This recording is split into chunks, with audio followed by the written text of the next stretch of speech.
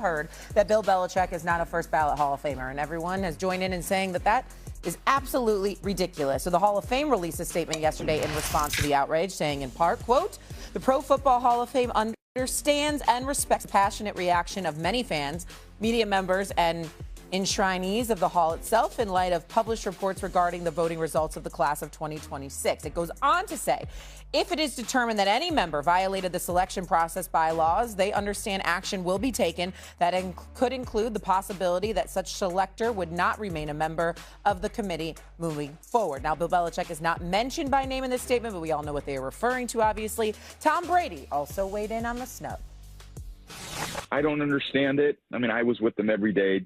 If he's not a first ballot Hall of Famer, there's really no coach that should ever be a first ballot Hall of Famer, which is completely ridiculous because people deserve it. And he's incredible. There's no coach I'd ever want to play for. I'd rather play for. If I'm picking one coach to go out there to win a Super Bowl, give me one season, I'm taking Bill Belichick. So that's enough said. That is enough said. We've had a lot of time now to think about this and react to this. RC, haven't heard from you yet on it. What are your thoughts, especially? I mean, we've been reacting to this for 2 or 3 days now, and everybody feels the same. Don Shula should have been a first ballot Hall of Famer, and he was. Right? Tom Landry should have been a first ballot Hall of Famer, and he was. Chuck Noll should have been a first ballot Hall of Famer, and he was. Just like Bill Belichick. None of those 3 coaches, who are all phenomenal coaches, who are coaches that should be enshrined amongst the greatest, would think to themselves, I had a better career than Bill Belichick. And then you hear all the reasons why this possibly could have happened. People are talking about Deflategate or Spygate, whether he treated the media in the way that says he should be in. And I say bullcrap to all of that. Because the bottom line is, what did you do on the field? What did you do in between the lines? What did you do inside the building? What did you do in the most important moments? And everybody knows there was no one as good as Bill Belichick. There's no one that's left a legacy on the game the way Bill Belichick has. The reason that there are so many players from the New England Patriots teams that are in the Hall of Fame right now is because of Bill Belichick, whether it's Ty Law, Richard Seymour, Rodney Harrison should be. Obviously, Tom Brady is going to be a first ballot Hall of Famer. The walls of the Hall of Fame are now shallower and more hollow than they have ever been because Bill Belichick didn't get what he rightfully earned and deserved, which was being a first ballot Hall of Famer. Yeah, my question that I remain adamant about is what a great opportunity for the Hall of Fame to make it right. And I know that this isn't the participation trophy thing people are throwing out there. There's a new voting process. It obviously is flawed. Why can't the Hall of Fame take a step back and be like, let's check what actually happened out here and make this right? There has not been one person that has come out that has made a justifiable reason for Coach Belichick to not be a first ballot Hall of Famer. Big deal. Unless someone does, why can't the Hall of Fame take a step back and be like, you know what? We reevaluated. Everyone makes a lot of good points. The process is a flawed process. Let's make sure that we do this the right way. Because the right thing is to have him in as a first ballot Hall of Famer. I understand that everyone's up in this uproar of like, no, you can't go back to vote. Why not? Why can't we just do the right thing? Why can't the Hall of Fame do the right thing and realize the egregious mistake that has happened? Unless those voters come out and justify their reason for not putting him in, then either take their vote away or rectify the situation. Just because it's never happened before doesn't mean it can't happen in the future, because for everyone that sits there and says, well, personal bias impacted, of course it did. They're human beings. Trust me, when you vote for awards, bias will play its part, but bad blood should not. And at least by reports, to RC's point, bad blood has played its part in here. And then the other part is this: who's next? Like, who's next? Who's going to be the next person to suffer the consequence of you were mean to me in the locker room? Because here's the thing. If people are going to use the Spygate, Deflategate as part of this, Tom Brady was on those teams, Randy Moss was on those teams, Rob Gronkowski was on those teams, Mike Vrabel was on those teams.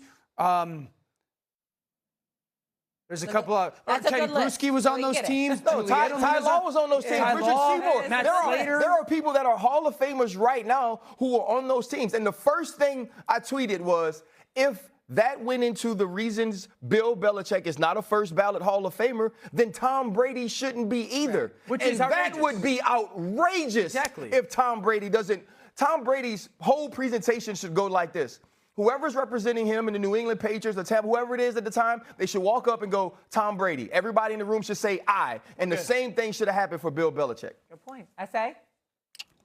Couple of things. Number one, we'll address both of you not wearing a tie another time, okay? Because we'll address that, especially you, Dan. Oh, you had a black hoodie on. And you know what I'm saying? I mean, we'll talk about that with RC. RC, I mean, you know, you're supposed to be the black Zoolander, the male model. We'll talk about that later because that's not how you're looking this morning. Secondly, I'm going to tell you this before you finish, when your hairline can look like mine, you don't need no tie, brother. No. Yeah. Let me tell you something right now. You know what? I'm glad RC brought that up. Do you understand how good I look? I'm 58. Oh. Call me when you that age. I'm 58, my brother. Keep that in mind, okay? So we'll do that another day. But you got me with the hairline thing because I'm trying to work that up. Here comes for me. Here I come. Here's the point, y'all. Here's the point. Let me say that's right. I said it. I ain't ashamed to tell you. Let me get serious for a second with this whole Bill Belichick thing. We all know where I stand with this. This is egregious. I think this is one of the most egregious things that we've seen in sports. I'm embarrassed for the industry, for any scribe, for any reporter. Obviously, it's not just reporters that are on the selection committee, but when anybody that's in this industry, to me, that takes this position that he didn't belong to, as a first ballot Hall of Famer should be ashamed of themselves. Okay? I think the other thing is important to point out is that the Hall of Fame itself should be embarrassed. And instead, what are they doing? They're sending out threats to members of the selection committee of how your privileges may be taken away. It's no longer a privilege to be associated with the Hall of Fame. Have you paid attention, Hall of Fame folks? It's not a privilege to be associated with you today. It's an abject embarrassment. It is a disgrace, Dan, because what you've done is you've diluted the significance and the importance of your own institution by omitting the greatest coach in history. There is no excuse to do what is done. There's no excuse to have rules in place that would allow you to do what has been done to Bill Belichick, to ignore what he has done. We've heard of Lawrence Taylor. We've heard, Tom Brady won 2 championships as a defensive coordinator with Lawrence Taylor. He's won 6 championships with Tom Brady as his quarterback. We know what this man has done. We know what he's led. Now, to play the devil's advocate for only a second, because I don't believe it, but I want to articulate the argument being made against Bill Belichick. They're saying Spygate. He cheated.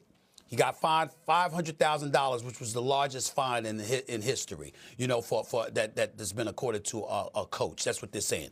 They're talking about the $250,000 fine that the Patriots had to surrender along with a pick. They're talking about those things being associated with Bill Belichick. And then they bring up Pete Rose and gambling, or they bring up a Barry Bonds that has been, denied Hall of Fame entry and stuff like that. And they're like, what makes Bill Belichick so different? I'm like the 3 Super Bowls before Spygate and the 3 Super Bowls after. How about that as an argument? To me, when you have the kind of resume that he has had, it is just shameful to omit him from it. But here's where it's getting interesting. You've got people, I'm on my radio show yesterday, I had a couple of guests and I had callers calling in. You've got some people that are saying Tom Brady is next. And they're bringing up Spygate and they're bringing up the Deflategate. And I'm saying you're going to sit with a straight face and think, I'm telling you right now, they might as well burn the building down if Tom Brady is denied entry as a first ballot Hall of Famer. I'd like to see somebody show up with a straight face, okay, on camera that has a vote, or anybody associated with the Hall of Fame to sit there with a straight face and try to justify Tom Brady not being a first ballot Hall of Famer. If that happens, along with Bill Belichick, why even have the Hall of Fame? Because the credibility of the institution will eviscerate before our very eyes, because we know that is just highway robbery. You don't do something like that. It was bad enough for what they did to T.O. It really, really was. It was bad enough for what they did to him. But to do it to Bill Belichick and then to talk about doing it to Tom Brady, we've lost. We're off the skids. We've lost it if that could be justified in any way. But that's what some people may try to do, and we need to be mindful of that. So yesterday, the first non-Belichick voter came forward and came clean, if you will. It was a columnist for the Kansas City Star. He's the representative of the Kansas City Chiefs media contingent. And he said this, quote, I didn't vote against Bill Belichick or Kraft. I voted for the 3 senior candidates, Ken Anderson, Roger Craig, and Elsie Greenwood. He also said later in this piece, I felt more compelled by what I perceived to be their last chances and looming lost causes within the system as we have it, a system I hope the Hall will see fit to change for now. To me, I read this article, I took away from it, okay, this guy didn't think that Bill Belichick didn't deserve to be in, but he was like, I thought you were going to vote for him. I thought you were going to vote for him. And I decided to take the way of voting for guys that were more senior that maybe couldn't get in later. Here's the problem now with the voting is what if this continues to happen, and it does happen with Brady or anyone else going forward that's deserved? Does this justify it, although your feelings towards Belichick not? Hell no. It does not justify it. What the hell are you doing thinking about other people that had multiple chances, multiple bites at the apple and didn't get in, and allow that to usurp the legitimacy of Bill Belichick being a first ballot Hall of Famer? Bill Belichick is a first ballot Hall of Famer. He's an 8-time champion. I don't give a damn what you're looking out for with seniors trying to get in and all of that stuff. They've had ample opportunities to get in. It didn't happen. So what is the issue as it pertains to Bill Belichick? Bill Belichick has nothing to do with that. Bill Belichick goes in on his own merits. You either warrant being in as a first ballot Hall of Famer or you don't. And when something so clearly obvious is denied, it gives us all cause to pause. And first of all, I'd like to see that columnist's face. I mean, why can't we see his face? We don't see who you are. You know what I'm saying? I mean, it was nice that you gave the quote and all that stuff. I shouldn't have to Google to look up the images of you. I should see your face right there. Find his picture. Find his picture, and let's work diligently to find the other 10 people who want to hide. No, we're in this business. When players get rejected, we know exactly who they are. We know what their name is. We know what their position is. We know what their resume is, and we damn sure know what they look like. The same with coaches. How come it couldn't be the same with the media? I'm in the media. I don't get to hide. Anything that I say is right there, face first, right there. I'm not hiding. You are not. I ain't trying to hide. You're damn right I ain't trying to hide. I mean, and my point is, as a person who's been a columnist, you shouldn't want to hide.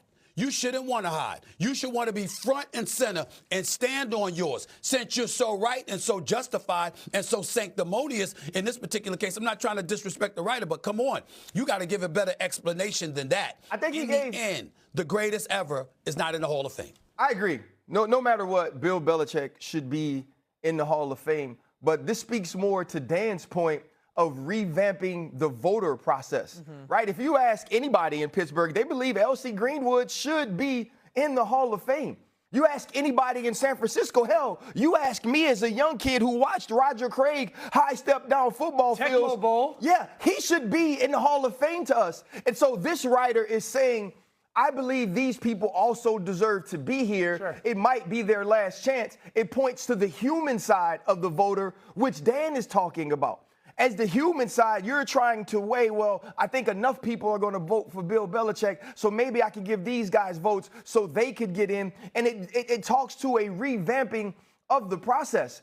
Bill Belichick should be in, no doubt. Bill Belichick is going to be the catalyst for change, which he should be, because it is, in my opinion, the first no-brainer outside of T.O., because I believe T.O. is a no-brainer. I'll get to that later. Outside of T.O., that should have been a first ballot Hall of Famer, that was omitted. And you mentioned Pete Rose. I think Pete Rose should be in the Hall of Fame, too. You mentioned Barry Bonds. Barry Bonds should have been in the Hall of Fame. Absolutely. It again talks about the human side of what we do and what those voters are doing, and that has to change. And that's the point that I really stand by.